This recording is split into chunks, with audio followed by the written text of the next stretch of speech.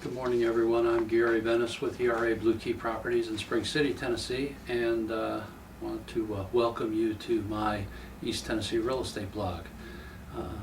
If you've been looking at the blog, you know that this week we've been focusing on working with sellers in preparation for putting their home on the market.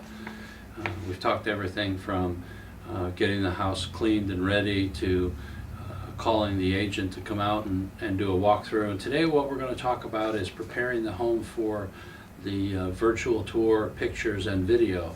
So we've got, and as most of you know, I'm a big fan of checklists, so I've got some checklist items for you today. The first thing is to understand the camera's perspective. When you walk around and look at your home, your eye view has a much different perspective than the camera, and it's sometimes hard to visualize what the camera will see versus what you see when you walk around.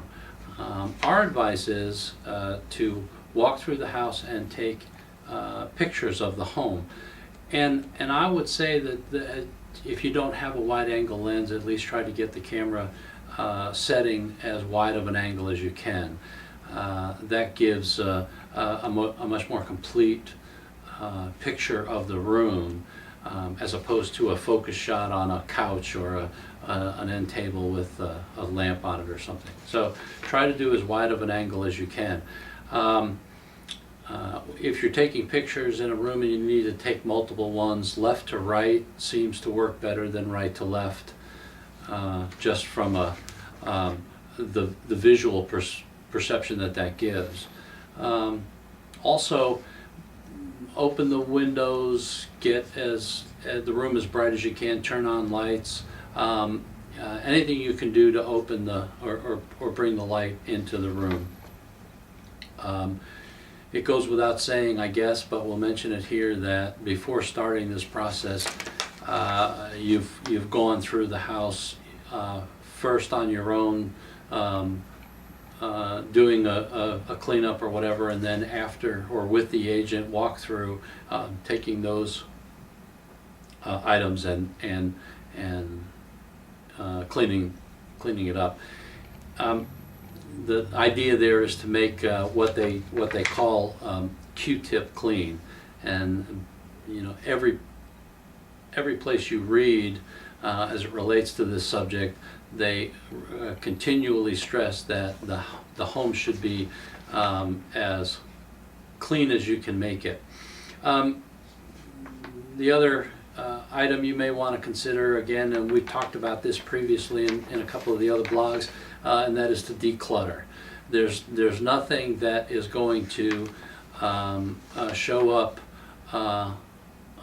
more vividly than clutter in a room, especially from the camera's perspective, and that's what we're talking about here today.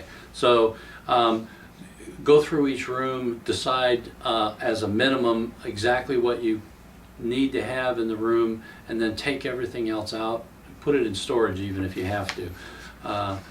Try and stay focused on the fact that you're putting this asset up for sale, and the cost for storing some stuff might be minimal when it comes to the advantage it gives you in terms of being able to market and sell your house quickly. Work with your agent in terms of rearranging the room. Once you have the pictures and you spread them out, talk with your agent, go through the pictures and look at what things maybe need to be moved around. Instead of having a couch along the wall, maybe it needs to be out more in the center of the room. Certain pieces may need to stay, some, as we've talked about, may need to go. So there's several things that you can do. The goal, of course, is that you want to make the rooms look as open and airy and light as you can. You may have to also look at accessorizing. It could be as simple as a potted plant that needs to be on a table, or a piece of art that that you have on the wall now that may need to come down because it's just too much of a distraction in terms of the room's overall appearance, and then a replacement with something that maybe softens or changes the room's perspective. The camera loves green. It pulls out green in rooms, so things like plants really tend to bring that picture together and spread the focus around the room. So give that some consideration.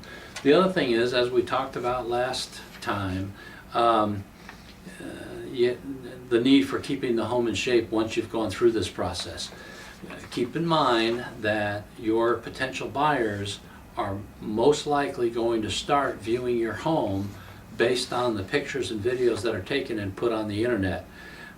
The goal is to have them, when they do come and visit your home and walk in, to get the same perspective or better in terms of the cleanliness and the openness of the rooms as was portrayed on the video. There's nothing more discouraging than to bring a set of buyers in and have them walk through the home and have them comment that it doesn't look anything like it did online. That's a surefire way for those buyers to move on to another property. So that, that's something that needs to be kept in mind. I hope you found these tips advantageous to you in terms of getting your house prepped. Again, we've been talking this week about getting the home ready.